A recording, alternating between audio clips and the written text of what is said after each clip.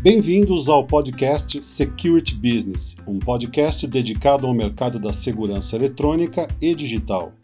Eu sou Fernando Gaio e comigo está Eduardo Boni, diretor de conteúdo do portal Security Business. Hoje nós temos o prazer de receber Ceri Silva, profissional brasileira com passagens por empresas como ISS, Morpho e Pelco e que hoje trabalha na Eagle Eye Networks, no Canadá. Você pode acessar o podcast Security Business pelo portal securitybusiness.com.br, no nosso portal no YouTube e nos principais agregadores de podcast. Ceri, seja muito bem-vinda ao podcast Security Business. E a primeira pergunta tem a ver com a sua carreira.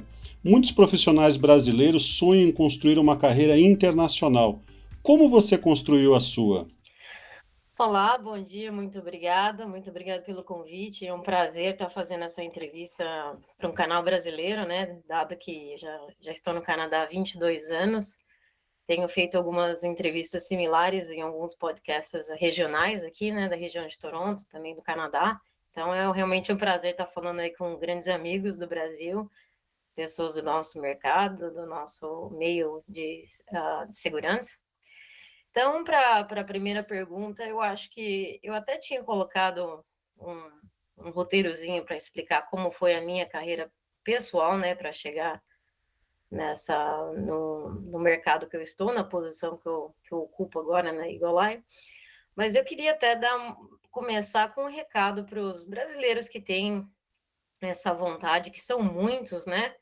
Como eu disse, eu cheguei no Canadá em 1999 e eu tenho visto realmente um volume muito grande de brasileiros tentando sair do Brasil e arrumando trabalhos em outros países. Então, eu queria começar até com um conselho. Eu digo que para você atingir uma carreira internacional, você tem que ter paciência, humildade e perseverança, justamente nessa ordem.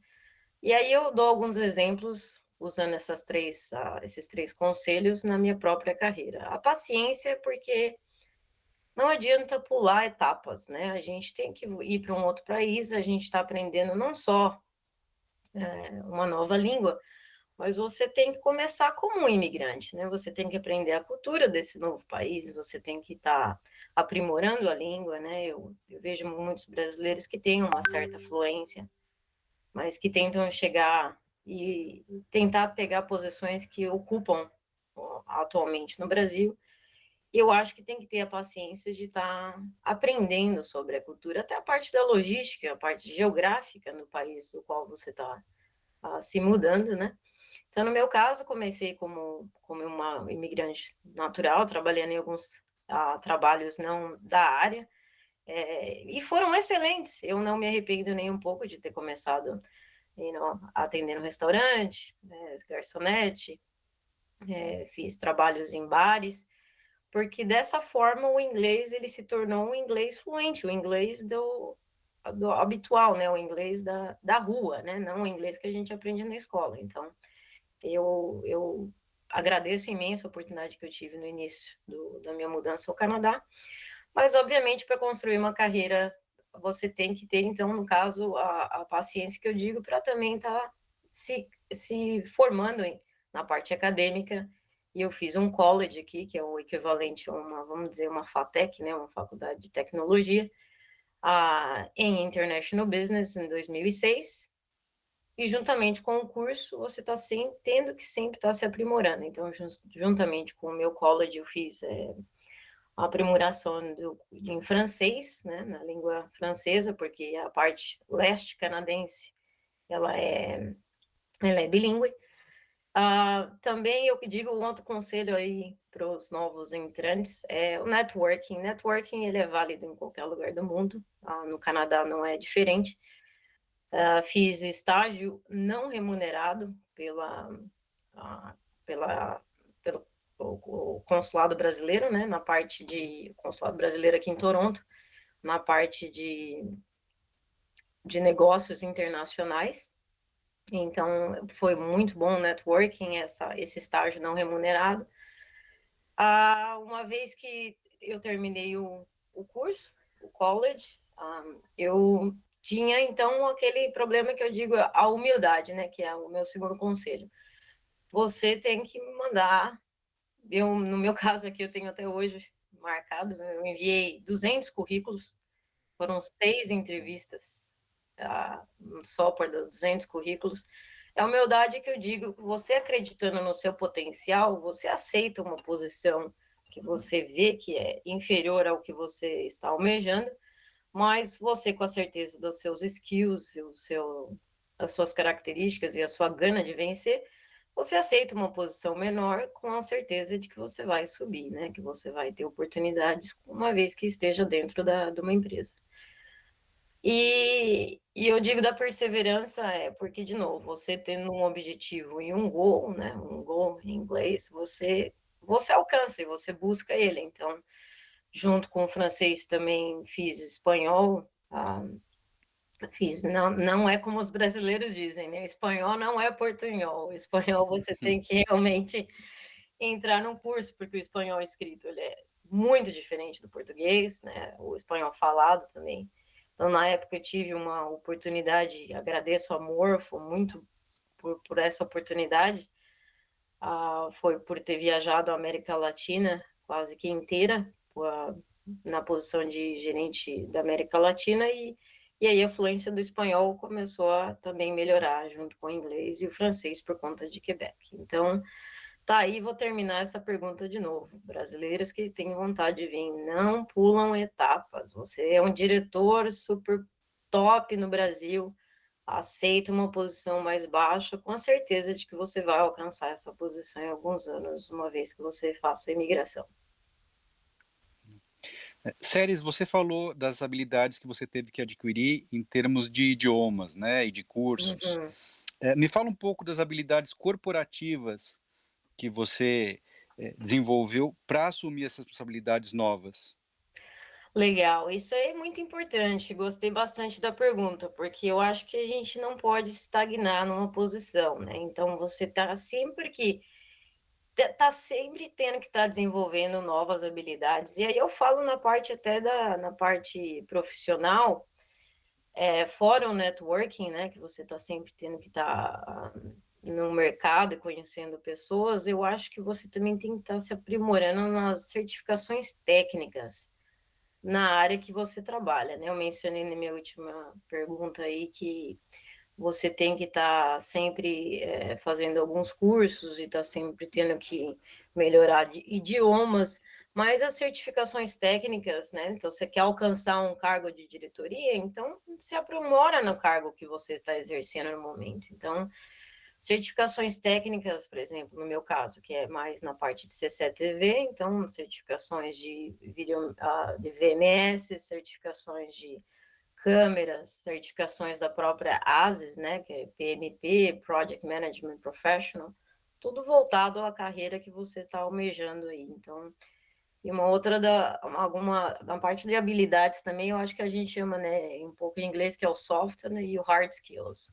Então, o software na sua parte, né, pessoal, então, os idiomas, a parte de associações, eu sou voluntária em várias associações na parte de segurança e o hard skills é na parte técnica, isso aí que eu mencionei, das certificações voltadas ao seu mercado e à posição que você exerce. Você está falando de certificação, de aprofundar os conhecimentos técnicos, né?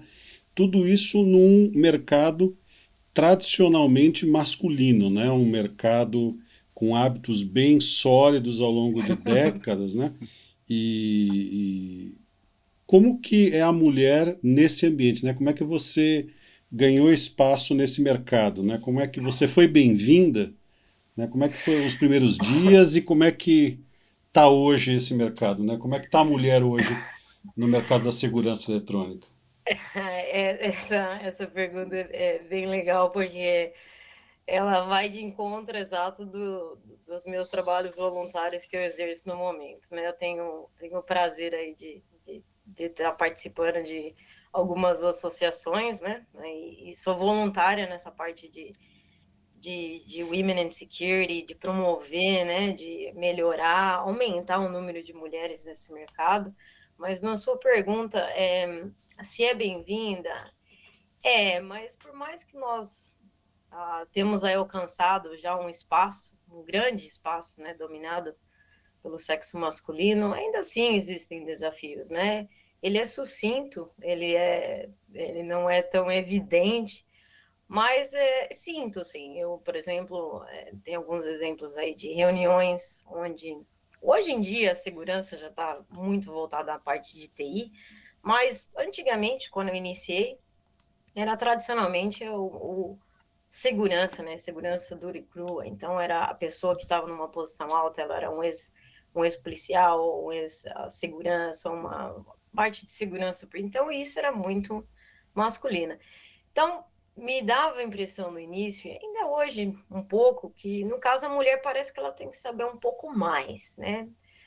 Você sente assim um pouquinho, depende do lugar. No Canadá, bem menos, tá? No Canadá, infinitamente menor esse desafio, né, de ser mulher, que aqui a diversidade ela é muito mais aceita, mas ainda existem os eventos internacionais, né? Uhum. Não vou citar aí regiões ou países, mas existem países onde você encontra num evento internacional em Las Vegas, em Orlando, que os homens eles não estão acostumados a ver uma mulher, né? Eu já tive uma vez em Las Vegas, eu estava no stand mostrando um software e chegou um grupo num determinado país e pediu para falar com o gerente, né? O gerente.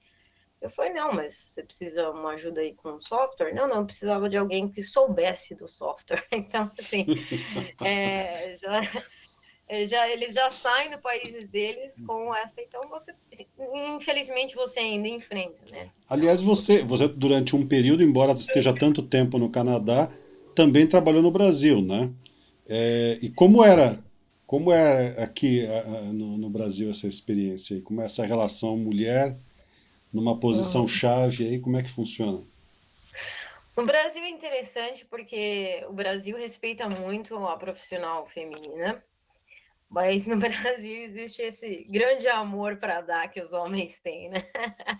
Então você tem uma outra parte aí de às vezes ser um pouco confundida, né? No caso, no ambiente social, né, com seus colegas homens. Mas, de novo, né, o Brasil eu, por ser brasileira também, consegui lidar bem com essa parte do flirt. O flirt também é uma coisa que a gente tem que saber lidar, porque às vezes o flirt é cultural, novamente, né? O flirt no Brasil, ele é cultural, ele não é agressivo, né? Então, tem essa parte. Eu trabalhei, fui uma transferência feita pela Morpho, fiquei no Brasil 2 anos, em 2012. Foi bem legal também, até para melhorar e para melhorar nessa parte, né, intercultural. Séries, você também apoia as mulheres que desejam entrar no mercado de segurança, né? Com os teus trabalhos em prol da diversidade. Eu queria que você falasse um pouco sobre eles. Legal. Isso aí é muito interessante, não só no meu meio, né, não, em prol da diversidade, no caso, mais mulheres no mercado, mas é legal para qualquer profissional participar, né, e ajudar e também melhorar a nossa indústria, né, para qualquer trabalhar você ser voluntário, por exemplo, numa ASIS, que no meu caso aqui eu estou bem feliz, em 2022 agora eu fui nomeada a chair, né, no caso, a chair da Women in Security Association da ASIS. Eu substituí a Mônica Lau da Axis esse ano, eu fiquei bem contente com a posição, e isso foi justamente pelo meu trabalho voluntário que eu tenho feito com essa associação, também com a associação da Immigrant Women in Business, que o foco é diversidade, não somente cultural, né, diversidade de racial, de gênero, porque você tem uma nova, eu sempre bato muito nessa tecla no meu trabalho de voluntariado que eu fiz com as universidades. Você tem aí, né, trabalhos do STEM, né, que é STEM, que são trabalhos voltados ou uma carreira voltada na área de tecnologia, você vê que só 15% a 20% as cadeiras são tomadas por mulheres. Certo. Porque o desafio começa lá atrás, ele começa na parte acadêmica. Você já sente assim, um choque quando você vai fazer um curso de engenharia, um curso de TI, onde 80% da sala é masculina. Aí você passa para o mercado de trabalho, o que acontece? Esse mesmo número, ele, né, até aumenta. Aí uma vez, beleza, você consegue o trabalho. E aí o que acontece? Na hora de ser promovida, aí realmente o chefe sempre é homem.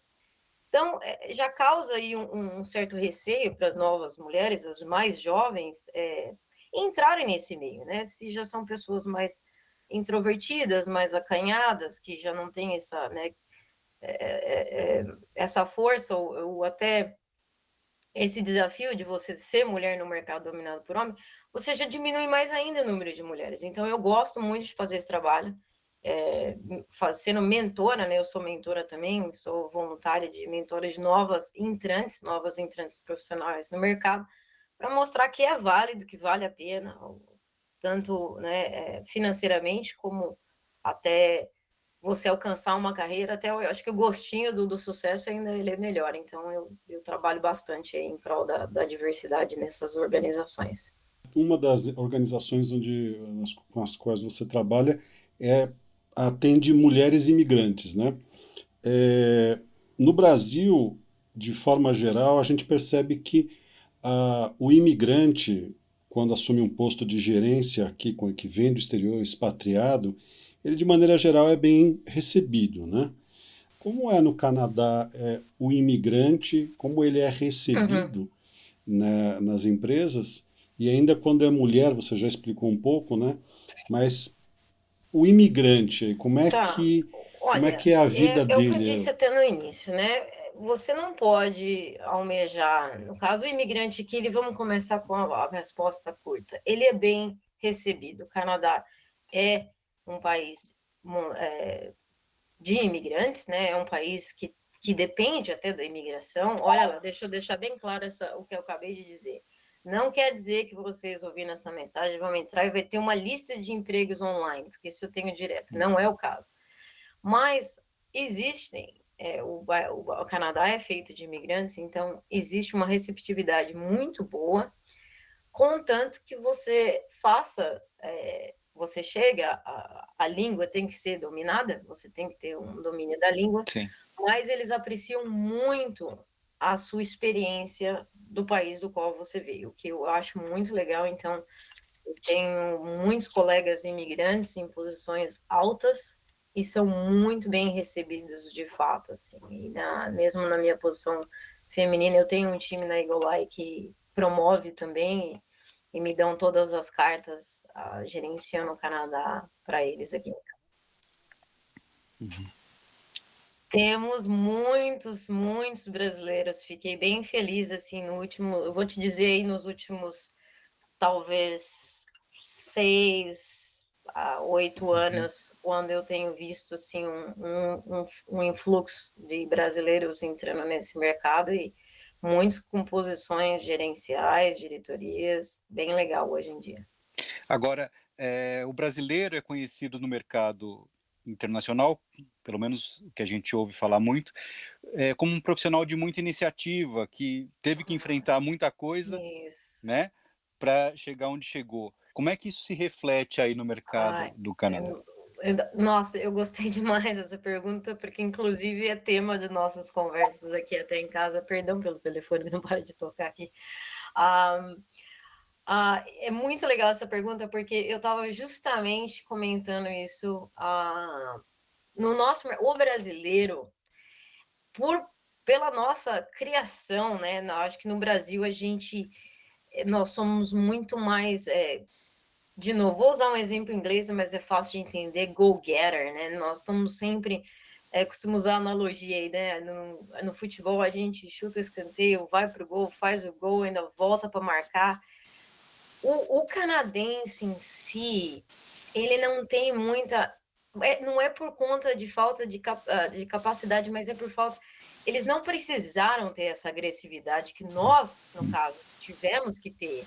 O mercado brasileiro, ele é muito dinâmico, a gente está sempre se reciclando, fazendo uma pós-graduação e fazendo uma certificação. O brasileiro nosso aqui, a gente está sempre tendo que ir atrás. Então, ele é bem visto aqui. São cheios de iniciativa, aprende muito rápido. Você começa um brasileiro com uma posição um pouco mais, não estou dizendo mais baixa, mas uma posição, vamos supor aí, de um gerenciamento regional. Esse cara ou essa mulher, ele vai aprender tudo que ele precisa para se tornar um profissional capacitado em muito menos tempo que um outro imigrante. Então, isso é bem legal do brasileiro, e é por isso que você vê brasileiro subindo de cargo aqui muito rápido. Qual é exatamente o trabalho que você desenvolve? Quais são as suas atribuições aí no Canadá? Legal. Olha, e de novo, né, comentando sobre não só eu tô colocando, eu generalizando com a capacidade profissional de todos nós brasileiros, né? Então, no meu caso, não foi diferente. Eu antes de entrar na Egolai, já exerci uma posição nacional pela minha antiga empresa, e quando a Egolai se aproximou de mim no ano passado, eles me convidaram a desenvolver, eles não tinham nenhum funcionário, nenhum gerente no Canadá. A Egolai estava com o mercado norte-americano, o mercado, na verdade, dos Estados Unidos, já praticamente dominado nessa parte de cloud VMS, e veio o convite aí para que eu pudesse desenvolver para o Canadá a mesma coisa.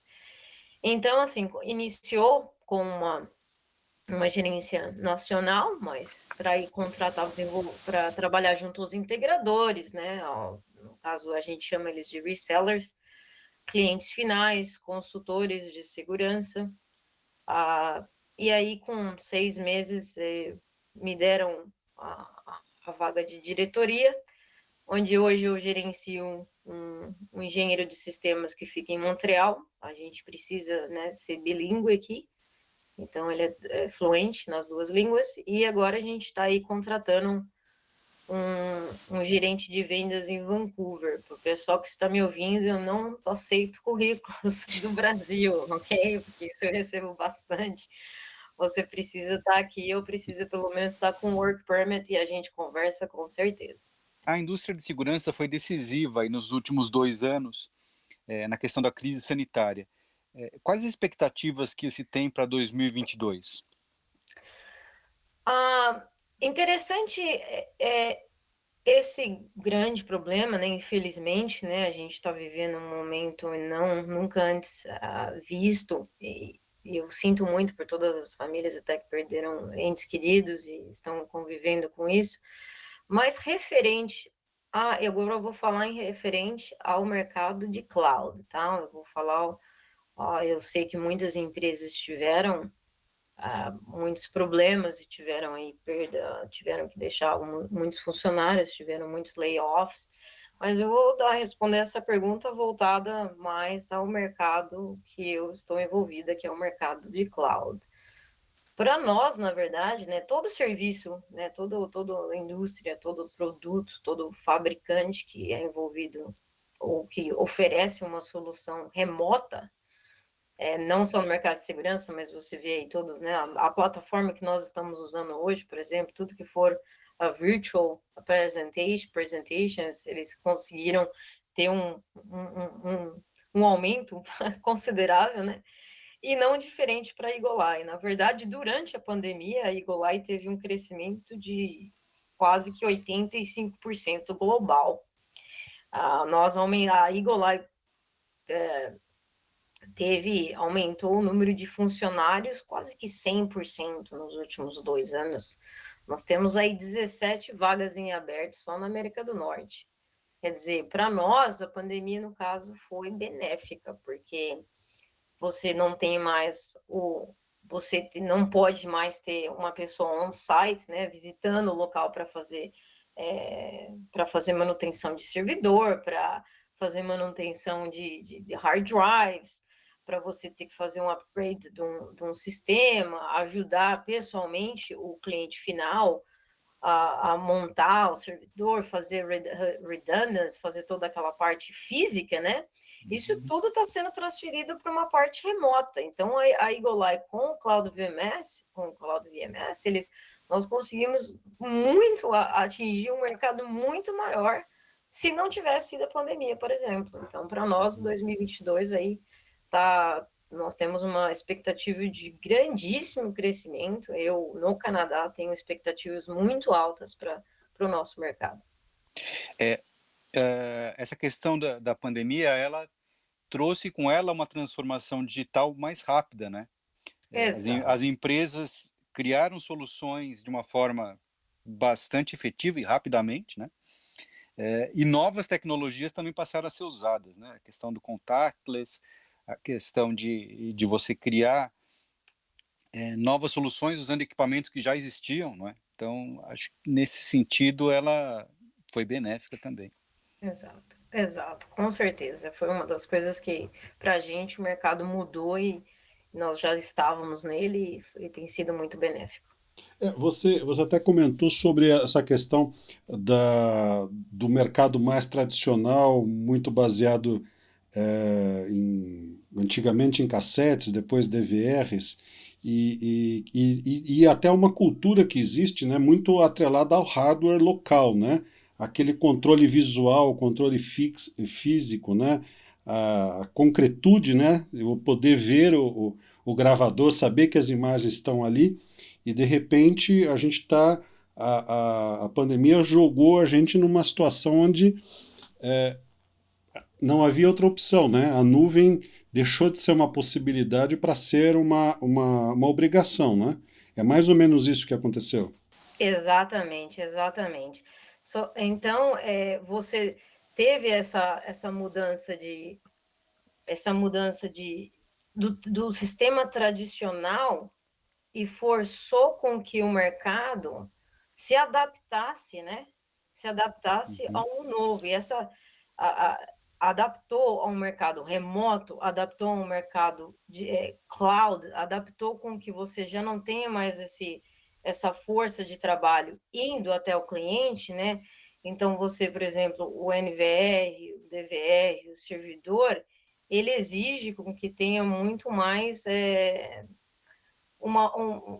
um trabalho on-site, né? Um trabalho no local. Então, você agora passa para um sistema onde, por exemplo, o Eduardo mencionou aí o contactless, né?